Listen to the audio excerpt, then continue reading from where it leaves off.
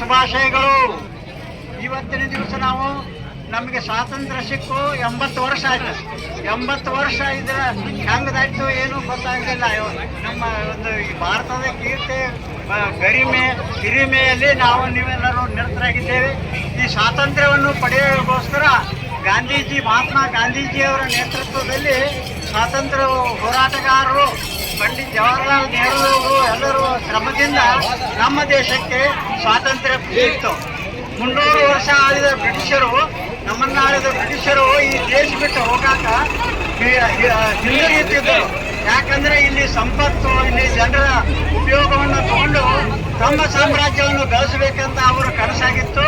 ಆದರೆ ಆ ಕನಸನ್ನು ಒಡೆದು ಮಹಾತ್ಮ ಗಾಂಧೀಜಿಯವರು ಚಳವಳಿ ನೇತೃತ್ವ ವಹಿಸಿ ನಮ್ಮ ದೇಶಕ್ಕೆ 1947 ಆಗಸ್ಟ್ 15ರಂದು ನಮ್ಮ ದೇಶಕ್ಕೆ ಸ್ವಾತಂತ್ರ್ಯವನ್ನು ತಂದುಕೊಟ್ಟರು. ಆ ಒಂದು ನೆನಪಿಗಾಗಿ ಗಾಂಧೀಜಿಯ ಸ್ಮಾರಕದ ಮುಂದೆ ನಾವು ನೀವೆಲ್ಲರೂ ಕೂಡಿ ಈ 80ನೇ ಸ್ವಾತಂತ್ರ್ಯೋತ್ಸವವನ್ನು ವಿಜೃಂಭಣೆಯಿಂದ ಆಚರಿಸುತ್ತಿದ್ದೇವೆ.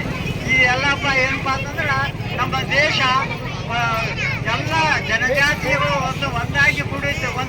ಒಂದು ತೋಟದಲ್ಲಿ ಎಲ್ಲ ನಮೂನೆ ಹೂಗಳು ಹೆಂಗಿರ್ತಾವಲ್ಲ ಹಂಗ ಹಿಂದೂ, ಮುಸಲ್ಮಾನ್, ಕ್ರೈಸ್ತ ಎಲ್ಲ ಜನಜಾತಿಯವರು ಒಂದು ಕೂಡಿ ಈ ಒಂದು ದೇಶ ಆಗಿದೆ. ಈ ಎಲ್ಲ ಒಂದು ಒಕ್ಕಟ್ಟಿನಿಂದ ನಮ್ಮ ದೇಶ ಮ್ಯಾಲೆ ಬಂದೈತಿ.